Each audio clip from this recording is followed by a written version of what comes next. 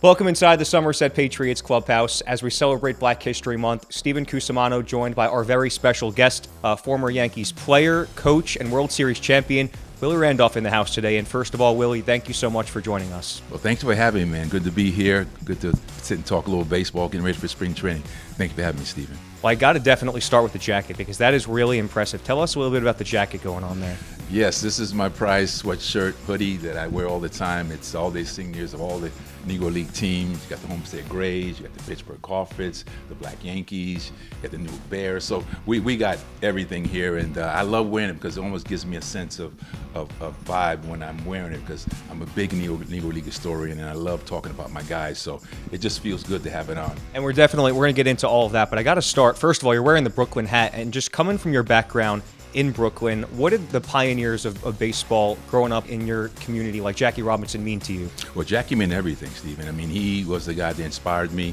Obviously, I was a youngster. I grew up in the Brownsville section of Brooklyn, New York, and Ebbets Field was a little bit of a ways from me, but my uncles and aunts always told me stories about going to Ebbets Field and kind of watching Jackie play. So it just gave me that inspiration as a youngster, and since I was like a National League fan, I played the middle infield, I could identify with Jackie, and it's just great to have those role models. So for me, I would listen to the stories, but I just wished I was born a little bit sooner so I got an opportunity to sneak into Ebbets Field. Absolutely. As I guess coming from your background as a successful player and coach in your baseball career, how seriously do you take your role in promoting the game of baseball within the Black community and making sure that the next generation is still staying involved? Yes, excellent questions. Very important to me because we're losing a generation to other sports. I mean baseball is the American pastime. It's our game, and there's so many great athletes out there. But I think that they've become a little more specialized nowadays with a lot of the travel teams, a lot of the showcases, which is fine because it exposes these kids to a lot more of the scouts that are out there. But it also, in some ways, kind of subtracts kids who can't afford to play the game. When I grew up as a kid, we were in the streets playing all day, every day, whether it was stick ball, punch ball, stoop ball. We made up ball, right, just to play and everything. So I just think that's important to get kids back on the field, have facilities that are conducive to playing the game. As you know, Stephen, you got to have a nice park to play in, have it manicured a certain way so these kids feel confident playing the game. It's a different world now, obviously. When you look around, you see initiatives like Minor League Baseball's The Nine, engaging the Black community in baseball, and just honoring the history of the game. How valuable is that to see? Yes, it's all about education, and the more you can put it out there, the more you can bring the community along with this whole situation. It's a win-win for everybody.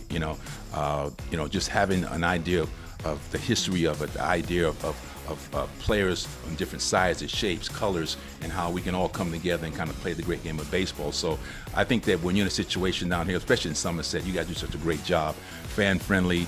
A lot of the people come out, they enjoy the experience. But I think that it's important that all ballparks across the country include the kids who are in the neighborhood who really don't have access to tickets and money to go to games. So it's a job for all of us to work towards. I think it's important for us all to really kind of dive into it because, again, I'm concerned that if we don't put baseball first when it comes to the kids, they're gonna go to the LeBron James in basketball, all the football players, and that's great because it's great to play all sports. But I think it's important that baseball is in the forefront. And how important is that when you see that the Negro Leagues being honored, and not only honored, but embraced nowadays, and even teams like us paying tribute to the New York Black Yankees later this year? How important is that just to see baseball embracing that history? Yes, it's really important because there's so many kids that need people they can identify with.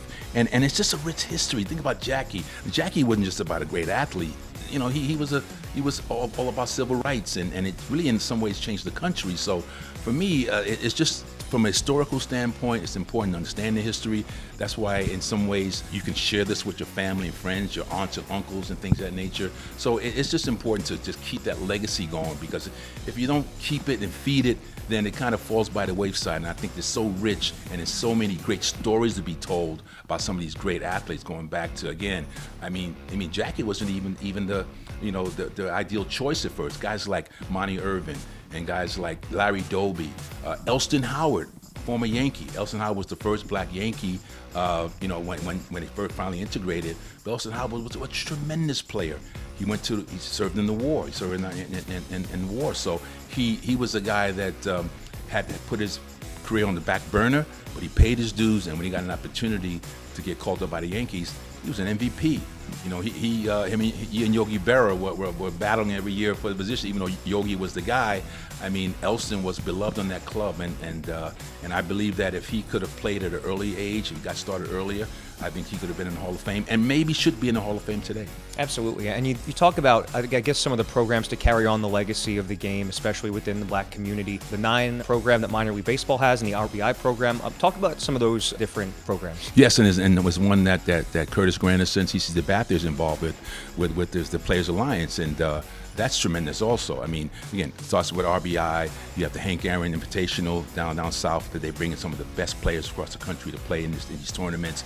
Major League Baseball is doing an excellent job finally in concert with some of the Players Association, and that's what it's all about, coming together collaboratively and really getting the message out there and putting your resources in the right place, because there's a lot of money out there, and if we can come together and put our resources in the right places, then we can build as far as equipment, access to ballparks, clinics, very important to learn the fundamentals of the game. So all those kinds of things in concert with Major League Baseball is important, and these programs are reaping the fruits. When you think about last year, they were the first 4 players were #1 picks in the draft. That's big progress, because years ago, I mean, you would get maybe 1, maybe 2 in the first 3 or 4 rounds. So you're starting to see a little bit of a resurgence of kids playing the game, showing their talent, and just making an impact, because I think they needs to balance out a little bit. Where it's interesting, because when I played back in the 80s, which is a long time ago, it was like 18 to 20% African Americans playing baseball.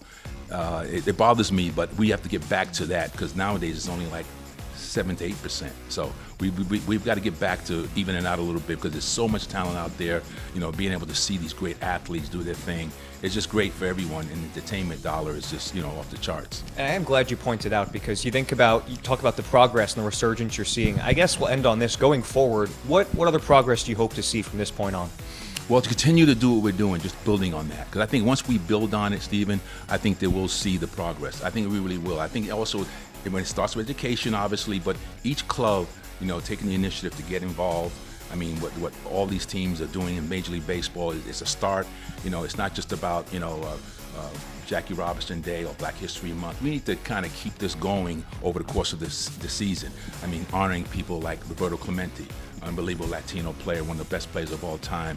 We need to include everybody in this or whatever, and come together and make sure that we really take care of the game and nurture the game in the future, because I don't care, it's still the best sport ever, and I think these kids need to understand that there are people like them.